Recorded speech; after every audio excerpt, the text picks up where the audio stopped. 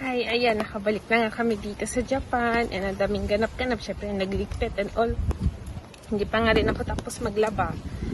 Kaya,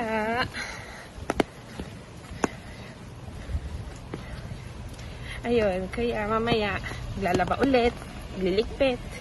Pero susundin ko muna si Rika sa kanyang daycare.